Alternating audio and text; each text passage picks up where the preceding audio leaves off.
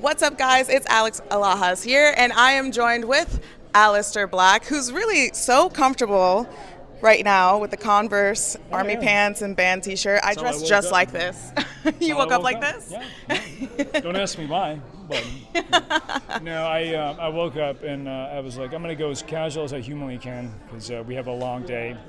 So this is me super casual. I like it. It's very, hardcore style. I'm a hardcore kid as well, so, and with your correlation with your theme song, your presentation, what is it about the connection between music, but also like just alternative music with professional wrestling?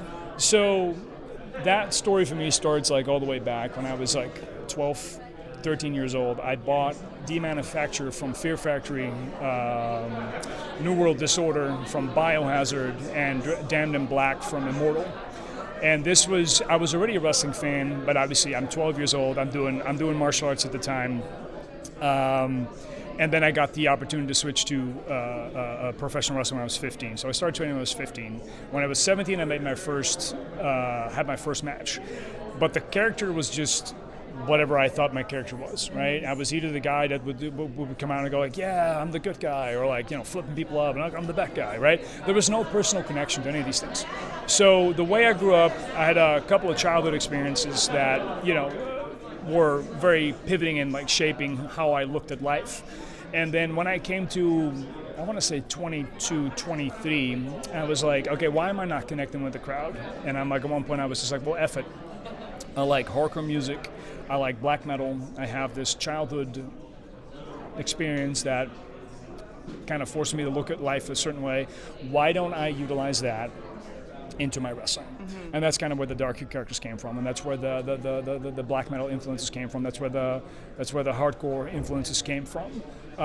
It just resonated a personal journey for me where the attitude in hardcore with the aesthetic of black metal and then the things that I experienced in my childhood that created the Tommy End / Aleister Black / Malachi Black Dark Father type characters, and music was the defining part of that, shaping that for what I would consider my quote unquote artwork, shaping me in that role. So I have to ask, what is your music Mount Rushmore? Bands, musicians? I know there's four. It's such a difficult question because it rotates.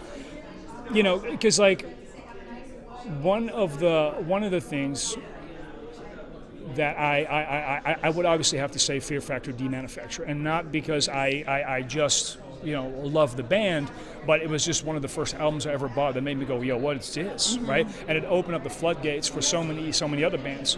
But then in a modernist setting, for instance, when I was 16, 17, and I read this interview with Danny Filth from Cradle of Filth where he talked about the theatrics. And the way he spoke about his theatrics is what kind of made me go, well, maybe I can do theatrics, right? So I had to mention Cradle of Filth there too.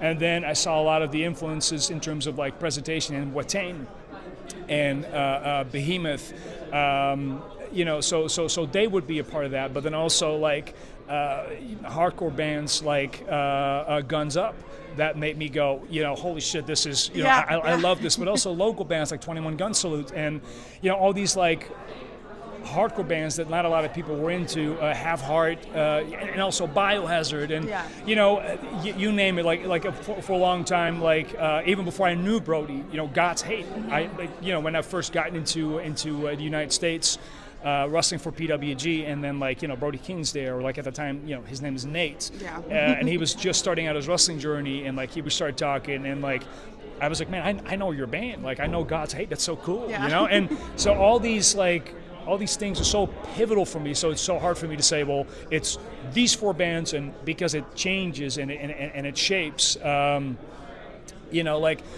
One of my favorite bands from the Netherlands is No Turning Back, and they had a big influence on me as well, growing up when I was in my early mid-20s and stuff like that. So there's so many things that I can tell you in regards to these bands, but it's also these bands, and it's also this band, you know what I mean? So a Mount Rushmore is incredibly difficult, but just to give you an indication, I would thread along those walls. You gave me a good catalog that I'm going to check out on my Spotify tonight, for sure. So last question. Little silly question. I just sprained my ankle. Oh, God. I got a grade 3 sprain. There's like the brace look, right we there. got the same shoes Yeah, on. we do. We do have the same shoes on. See, hardcore kids. But I did sprain my ankle, and it was the dumbest way. I like walked off a curb. Do you have a dumb injury where you're just like, I did something yeah. silly in the ring? Oh, well, I don't like this, but I don't have any cool stories. This is like the thing that we talk in wrestling about a lot, right? Anybody who's had ever an injury, and like whoever's watching this, who's a wrestler, is like, yep, he's right. It's never a cool story. I don't have any, like, I went to the top rope and I went for a shooting star press. I don't do shooting star presses, but I went for a shooting star press corkscrew and I landed right on my, and everybody's going, oh man, that sounds awful. No, I have like, I went through the ropes and my back blew out, or I hopped in the ring and my ankle flipped out. I'm like, great, it's all this kind of stuff. Yeah.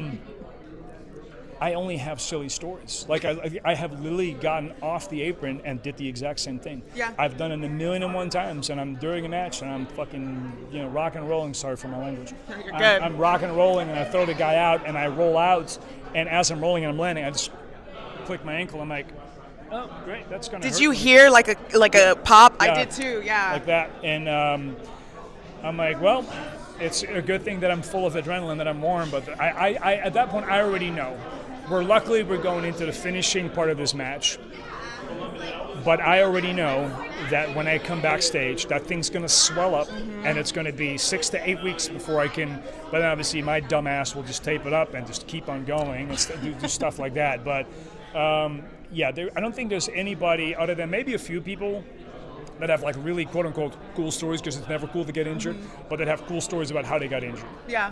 So I feel better about that then. There we go. Well, thanks guys. We're signing off. Thanks for watching.